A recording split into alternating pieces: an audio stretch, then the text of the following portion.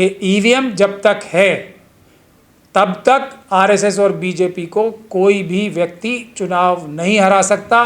जो मुझे भी थोड़ी बहुत उम्मीद थी कि बंगाल में जनता ने 90% से भी ज़्यादा वोट देके ईवीएम को हराने की कोशिश की है, लेकिन ईवीएम के अंदर इतनी इम्प्रूवमेंट आरएसएस और बीजेपी ने, मोदी साहब ने और अमित शाह साहब ने कर ली है चुनाव आयोग के भ्रष्ट अधिकारियों के साथ मिलके, कि बंगाल की बहादुर और समझदार जनता को भी ईवीएम ने हरा दिया।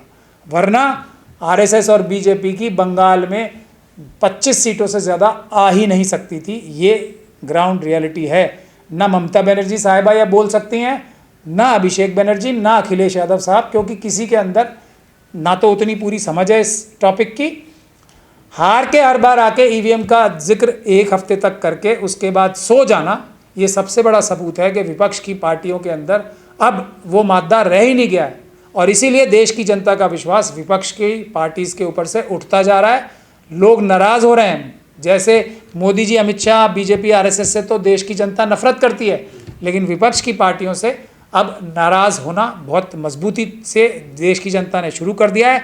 ये लोग इस लायक नहीं है, जनता ये कह रही है आज। तो आप कहना चाह रहे हैं विपक्ष भी जिम्मेदार है, जो आज माहौल देश में जो कुछ भी हो रहा है उसका भी जिम्मेदार कहीं ना कहीं विपक्ष भी है। देखिए, आरएसएस और बीजेपी से सच्चाई तो ये है, जो असली सच्चाई है, मतलब अगर जिसको एकदम बिना मिलावट वाली सच्चाई बोला जाए, तो इस स्थिति का देश की सिर्फ और सिर्फ विपक्ष जिम्मेदार है। मोदी जी और अमित शाह जी, आरएसएस और बीजेपी, वो तो देश को तोड़ने में, देश को लूट के अडानी, अंबानी, यूसुफ लुलू जैसे लोगों को देने में, और मोदी जी ने तो अब बिल्कुल साबित ही कर दिया ना वो क्या है और आरएसएस और बीजेपी की मानसिकता क्या है। अब तो किसी को कोई शक नहीं रह जाना चाहिए। वो इजराइल गए, वहाँ इजराइल को उन्होंने फादरलैंड बोला। अब कोई भी भारतीय, मतलब मैं ये कह रहा हूँ बुरे से बुरा, गंदे से गंदा भारतीय भी भारत देश के अलावा किसी और देश को अपनी फादरलैंड या मदरलैंड बोल ही नहीं सकता, उसके मुंह से निकलेगा ही नहीं। और अगर कोई बोलेगा तो उसको कोई भी व्यक्ति बहुत बुरी दृष्टि से देखेगा।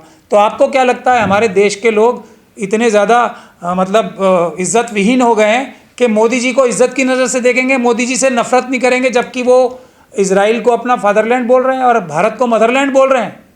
तो भारत के लोग, इज्जतदार भारत के लोग नफरत करते हैं आरएसएस और बीजेपी से, और इसलिए और भी करते हैं कि इजराइल से तो एक ख़ास ज़्यादा नफरत अभी और भी इसलिए हो गई है कि वो इजराइल मतलब एप्स्टीन मानसिकता। आरएसएस और बीजेपी के लोग एप्स्टीन मानसिकता को पसंद करते हैं, उसको अपना फादरलैंड बता रहे हैं, इसलिए भारतीय और ज़्यादा नफरत करते हैं। तो ये तो हो गई आरएसएस और बीजेपी की कहानी। विपक्ष का रोल, इन बाबा साहब डॉक्टर भीमराव अंबेडकर ने क्या लगाया था, क्या जिम्मेदारी लगाई थी बाबा साहब के संविधान ने विपक्ष की, कि अगर कोई सत्ताधारी पार्टी चोरी करे, बेईमानी करे, देश को लूटे, और इतनी बड़ी बेईमानी, इतनी बड़ी लूट तो कभी नहीं हुई है, तो विपक्ष का काम सिर्फ ये है कि ये बेईमानी और चोरी किसी भी हालत में और किसी भी कीमत पर रोके, और कान पकड़ के इन लोगों को सत्ता से उतारने की जिम्मेदारी जो बाबा साहब के संविधान ने विपक्ष के लोगों को लगाई है जनता की मदद करने की, उसमें वो पूरी तरीके से विफल हैं। चोर तो चोरी करेगा ही। पुलिस को आप दोष देते हो या चोर को दोष देते हो, ये बताओ। पुलिस का काम है चोरों को रोकना। बंगाल में मतलब लूट हुई है, हाँ, डकैती हुई है, लूट हुई है। मैं क्या कह रहा हूँ, ये तो सभी कह रहे हैं। मैं तो जनादेश बंगाल में, मैं तो सीधे सीधे बोल रहा हूँ। मैं आपको तथ्यों के रूप से बताता हूँ बात। देखिए, आरएसएस के सारे लोग जो इतने होशियार हैं, आरएसएस के संगठन, उन्होंने प्रशांत किशोर जी जो है ना, उनको मुझे नहीं लगता चुनाव के बारे में कुछ भी ज्ञान है। आरएसएस ने उनको प्रोजेक्ट किया एक बहुत बड़ा चुनाव जीतने वाले व्यक्तित्व के रूप में। उनको कुछ आता जाता नहीं है, ये मेरा मानना है, मेरा ओपिनियन है। किसी को अच्छा भी लग सकता है, किसी को। मैं बता रहा हूँ ना करके क्या दिखाया। अहमद पटेल साहब ने मोदी जी, अमित शाह, आरएसएस, बीजेपी से मिलकर 2014 में ईवीएम के माध्यम से मोदी जी को इतने अच्छे मार्जिन से जितवाया। ये है सच्चाई। तमिलनाडु में अभी भी तो प्रशांत किशोर को श्रेय जा रहा हूं, अभी देखिए। मैं क्या कह रहा हूँ, प्रशांत किशोर को श्रेय जाएगा ही ना, बिल्कुल जाएगा। लेकिन अखिलेश जी को शायद स्लीपर सेल से थोड़ी सी निजात मिल गई है, उन्होंने हटा दिया। अब अखिलेश जी बहाना क्या ले रहे हैं वो एक अलग बात है, लेकिन प्रशांत किशोर जी को हटाया इसीलिए है कि प्रशांत किशोर जी ने ममता बनर्जी साहिबा का भी कांड करा दिया, नीतीश कुमार जी का भी कांड करा दिया, और ये प्रियंका गांधी जी का भी तो कांड कराया था प्रशांत किशोर शर्मा ने, इतने सारे मोटे पैसे लेने के बाद। वो आरएसएस के एजेंट है। चुनाव जिताए भी तो, अगर एक आध चुनाव हार भी जाए तो क्या है सर, तमाम चुनाव तो जिता है ना प्रशांत किशोर ने। प्रशांत किशोर शर्मा जिताया है, देखिए प्रशांत किशोर जो विजय को जिताया था, प्रशांत किशोर आरएसएस के व्यक्ति हैं। जो तमिलनाडु में हो रहा है उससे किसको फ़ायदा हो रहा है, किसको नुकसान हो रहा है, मुझे कुछ बोलने की आवश्यकता नहीं है। और कैसा चुनाव, ईवीएम का क्या तरीका है, मैं आप मुद्दे से भटक गए हम। मैं आपको बता रहा था, प्रशांत किशोर शर्मा हो गए, एक योगेंद्र यादव जी हो गए, वो हमारे साथ आंदोलन में आए थे ईवीएम के खिलाफ, और बाद में बोलने लगे कि ईवीएम में कोई गड़बड़ी नहीं है। हो गया ना ये दूसरा एजेंट। फिर बहुत सारे हमारे बड़े बड़े बड़े वकील हैं, हर मुद्दे पे जाके सुप्रीम कोर्ट में, और हर मुद्दे पे विदाउट फेल, मतलब एक भी बार ऐसा नहीं होता वो जीत के बाहर आ जाएं, हर बार हार के बाहर आते हैं। और फिर सुप्रीम कोर्ट जाने के लिए कह रहे हैं, अब ममता बनर्जी बंगाल वाला केस भी सुप्रीम कोर्ट ले जाएंगे। क्यों? क्योंकि वो आरएसएस के लोग हैं और वहाँ केस हार के, और ये मुद्दा जो अभी भी थोड़ा बहुत सांस बची है उसमें वो ख़त्म कर देंगे। तो ये सब लोग आरएसएस के प्रोजेक्टेड लोग होते हैं। ये इनकी जिम्मेदारी मोदी जी और अमित शाह जी ने एक ही लगा रखी है, किसी भी बात को कर लो, मोदी जी को बुरा भला बोल लो, कुछ बोल लो, अमित शाह जी को बोल लो, आरएसएस को बोलो, अडानी जी को बोलो, अंबानी जी को बोलो, यूसुफ लुली जी को बोलो, ईवीएम की बात मत करने दो बस, बाकी कुछ भी करो, तो ईवीएम की बात मत करने दो। और ईवीएम ही वो मुद्दा है जो एक अकेला मुद्दा ऐसा है कि अगर इस ईवीएम को हटा दिया जाएगा तो बीजेपी और आरएसएस की सारी चोरियां, धांधलियां, एसआईआर वाली हो, वोटों में हेरा फेरी करने वाली हो, कोई भी हो, इतनी नहीं हो पाएगी, वो इतनी काफ़ी नहीं हो पाएगी कि भारतीय जनता पार्टी और आरएसएस की सरकार बना सके। ये एक सच्चाई है। मैं अपनी बात, एक दावा और कर रहा हूँ, ये तो बहुत ही साफ साफ दावा है और मेरे लिए बहुत ख़तरनाक दावा है, लेकिन फिर भी मैं कर रहा हूँ। लेकिन इसको ना एसवाई कुरैशी साहब, याद करिए वो किस टाइम में थे, 2014 के चुनाव से जस्ट पहले अहमद पटेल साहब के ही आदमी थे ना वो तो। और ईवीएम का बड़ा मजबूती से डिफेंस करते हैं, वो करते हैं कि नहीं करते हैं? कौन? एसवाई कुरैशी साहब को हम क्या समझते हैं कि ये तो हमारे आदमी हैं, ये तो सरकार के खिलाफ बोल रहे हैं, लेकिन ईवीएम के बारे में एक शब्द उनसे खिलाफ बुलवा के दिखा लो, क्योंकि 2014 से लेके ये गड़बड़ी जो ईवीएम की शुरू हुई है ना, ये एसवाई कुरैशी साहब ने की थी असली। उस टाइम में गड़बड़ करके मोदी जी को जितवाने में एसवाई कुरैशी जी का भी हाथ है। ये आज तक ईवीएम के बारे में नहीं बोलेंगे और मेरे सामने कोई आने को तैयार नहीं है। लाओ अपने योगेंद्र यादव जी को और एसवाई कुरैशी जी को और जितने इनके एक्सपर्ट हैं आ जाए मेरे सामने। मैं फिर भी सामने तो क्या ही आएंगे, ये लोग आ ही नहीं सकते, बहुत बहुत मेहनत लगती है। मैं एक बात कह रहा हूँ उसका, ये लोग साथ नहीं आ रहे तो जनता को तो आना चाहिए ना सर। अभी मैं वो बता रहा हूँ, मैं आपको एक दावा कर रहा हूँ, उससे ये सारे के सारे जितने लोग हैं ना एक्सपोज हो जाएंगे। ये सारे मिलके एसवाई कुरैशी साहब हो, प्रशांत किशोर साहब हो, योगेंद्र यादव साहब हो और आरएसएस बीजेपी की पूरी टीम और इलेक्शन कमीशन के सारे भ्रष्ट अधिकारी मिलके मेरे इस चैलेंज के बारे में, दावे के बारे में क्या बोलते हैं। मैं बोल रहा हूँ भारत देश में कितने चुनाव ईवीएम से हो रहे हैं? किसी एक चुनाव की, एक बूथ की, एक ईवीएम के सेट का वीडियोग्राफी और सीसीटीवी फुटेज दे दें हमें शुरू से लेके आखिर तक, जिसमें चुनाव आयोग ने अपने ही कानूनों का, अपने ही प्रोटोकॉल का पालन किया हो।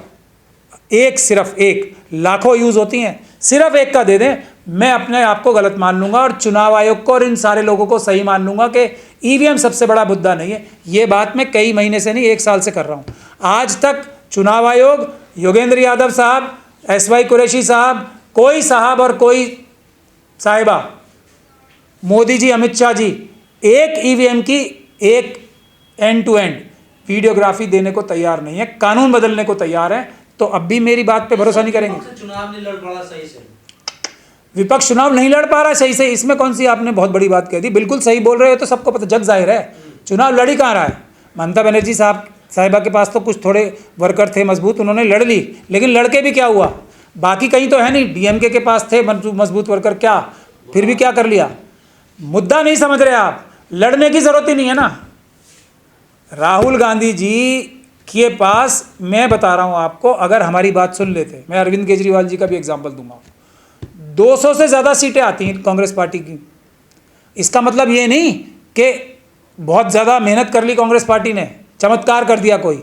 जनता नफरत करती है आरएसएस और बीजेपी से, कोई वोट देता ही नहीं है इनके मुट्ठी भर वर्कर्स को छोड़ के। ये बात जो आप कहते हैं बीजेपी आरएसएस नफरत, क्या आधार पे, क्या आंकड़े हैं आपके पास इसका सर? आंकड़ा मैंने आपको बताया, आप बताओ। चलो आप तो जैसे भी देशभक्त हो या नहीं हो, आप तो अम्बेडकरवादी हो, तो आपके बारे में तो मनुवादी कुछ भी बोल देंगे।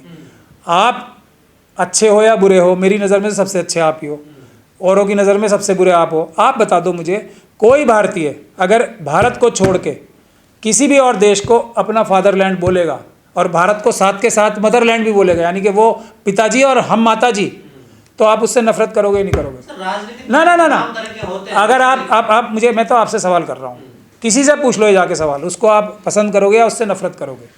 करोगे ना। और ये प्रधानमंत्री के पद पे बैठ के बोल चुके हैं, हम इतनी बार इस बात को उठा चुके हैं, एक बार ये भी नहीं बोला कि मेरे मुंह से गलती से निकल गया या मुझसे ब्लैकमेल करके बुलवा लिया या मैंने गलती हो गई, मुझे समझ में नहीं आया, फादरलैंड का मतलब नहीं पता मुझे। ये भी तो क्लैरिफिकेशन नहीं दे रहे। मतलब ये आरएसएस की पॉलिसी है, इजराइल फादरलैंड है। तो ऐसे लोगों से देश, हमारे देश की प्राउड अवाम, प्राउड जनता नफरत करेगी या प्यार करेगी? इससे बड़ा कौन सा एग्जांपल मैं दूं? सर पिछले 2014 से विपक्ष ने कोई ऐसी एजेंसी से किसी से बात करी कि क्या सर्वे है, जनता की क्या राय है? कोई ऐसा आंकड़ा तो है नहीं आप लोगों के पास। मैं कोई भारतीय ऐसे व्यक्ति से नफरत करेगा नहीं करेगा, ये बता दो मुझे आप, ये बता दो, सीधी सी बात है ये। बाकी सब तो बेकार की बातें हैं, ये तो एक ऐसी पुख्ता सबूत मैं आपको दे रहा हूँ जिसका कोई तोड़ किसी आरएसएस वाले से पूछ लो। और जो लोग कह रहे हैं 5,000 रुपए लीटर तेल हो जाए तब भी मोदी को वोट देंगे, मैं फिर वही कह रहा हूँ, उनसे पूछो ना फादरलैंड क्या है तुम्हारा, सीधी बात पूछो ना। ये पैसे देके ये बातें जो बुलवाते हैं लोगों से, मुट्ठी भर लोगों से, उससे फर्क पड़ रहा है कुछ? उनसे चलो इन्हीं लोगों से कोई शब्द बोल दिया, इंसान होता, गलती हो जाती है। हाँ तो बता देता ना कि हाँ जी गलती हो गई मुझसे। आज भी फादरलैंड है उनका, क्योंकि वो हमारी बात का जवाब ही नहीं दे रहे, बोल नहीं रहे कि नहीं नहीं मेरा फादरलैंड नहीं है, भारत ही मेरी मदरलैंड है। आज तक नहीं बोल रहे ना। इससे बात बताओ मुझे आप। गलती भी नहीं है, जानबूझ के बोला है, और आरएसएस के डिसिप्लिन सिपाही हैं, गलतियां नहीं करते। ये गड़बड़ी हुई है, लेकिन विपक्ष अभी भी मुद्दे की बात नहीं कर रहा है पूरी तरीके से। कभी थोड़ी सी करते हैं और उसके बाद फिर वही आरएसएस और बीजेपी के जो स्लीपर सेल्स हर एक विपक्ष की पार्टी के लीडरों के चारों तरफ रहकर उन्हें गुमराह कर रहे हैं, फिर उसी बात पे आ जाते हैं। एक भी पॉलिटिकल पार्टी ने अभी भी खुल के, जो मुख्य बिंदु है जिसकी वजह से आरएसएस और बीजेपी सभी जगह जनता का सहयोग या सपोर्ट ना होने के बावजूद भी चुनाव जीत रही है, वो है ईवीएम। और ईवीएम के बारे में कोई भी, एक भी पॉलिटिकल पार्टी अब खुल के सामने आ ही नहीं रही है। उसकी एक ही वजह है, सारी बड़ी बड़ी पॉलिटिकल पार्टीज़ के सब बड़े बड़े लीडर्स अपने जो आरएसएस के स्लीपर सेल्स उनकी पार्टी में घुसे हुए हैं या प्लांट करा रखे हैं आरएसएस ने, उनके चुंगल में, उनसे डरे हुए हैं या कोई और वजह है, उनसे गुमराह है। आपको क्यों लगता है ईवीएम में गड़बड़ है? जब विपक्ष की पार्टियों को नहीं लग रहा, पूरी देश की जनता को नहीं लग रहा, तो आपको क्यों लगता है ईवीएम में गड़बड़ है? वो पहली बात यह है कि अब से 2 साल पहले ईवीएम का जो आंदोलन है, 1 दशक से भी ऊपर या 15-17 साल से चल रहा है, उससे भी ज़्यादा समय से देश की जनता ने, देश के नागरिकों ने, ख़ास तौर पे अम्बेडकरवादी जो हमारे समाज के लोग हैं, उन्होंने मेरे जैसे अम्बेडकरवादी की जिम्मेदारी लगाई कि आप इस बात को, मुद्दे को उठाओ। उसके बाद हमने सड़कों पे उतर के एक मजबूत जन आंदोलन खड़ा किया। ये एक अलग बात है कि जो आरएसएस और बीजेपी के स्लीपर सेल्स इन विपक्षी पार्टियों में हैं, उन्होंने हमारे बहुत से सारे साथी तोड़ लिए अलग अलग तरीके से, और ईवीएम के आंदोलन को कमज़ोर करने की भरपूर चेष्टा की अलग अलग तरीक़ों से। लेकिन ईवीएम का आंदोलन फिर भी मजबूती से चल रहा है, और इन्हीं अदालतों से, इन्हीं सुप्रीम कोर्ट से, इन्हीं हाई कोर्ट से, जिससे बाकी सभी लोग हारे हैं ईवीएम के केसेस, हम लोग जीत के निकले हैं, एक नहीं अनेकों बार। चाहे सुप्रीम कोर्ट हो, चाहे देश के दूसरे हाई कोर्ट हो, हमने ईवीएम की चोरी को ना सिर्फ पकड़ा है बल्कि उसको रोकने के भी दिल्ली हाई कोर्ट से ऑर्डर लिए हैं और Punjab and Haryana high court से ऑर्डर लिए हैं।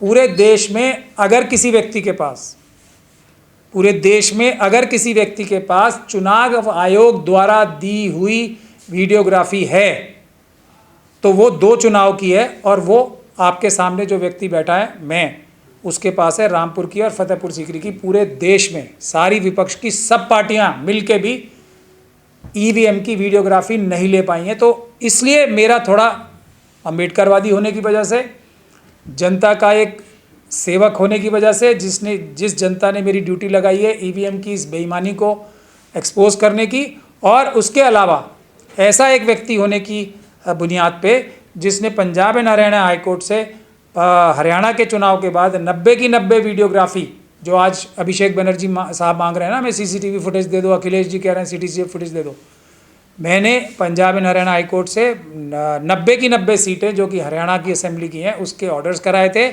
और उसके जवाब में सरकार ने 1 हफ्ते के अंदर पूरे देश का कानून ही बदल दिया। तो मैं वो व्यक्ति हूँ जिसको ईवीएम के बारे में ये बहुत ही सुरक्षित तरीके से कहा जाता है कि अगर देश में 5 सबसे ज़्यादा जानकारी रखने वाले लोग हैं जिनको ईवीएम के चाल चरित्र और चेहरे की कैसे काम करते हैं, कैसे उसमें बेईमानी होती है और कैसे उसमें बेईमानी कम की जा सकती है, तो देश में 5 व्यक्ति अगर होंगे तो उनमें से मैं भी एक हूँ।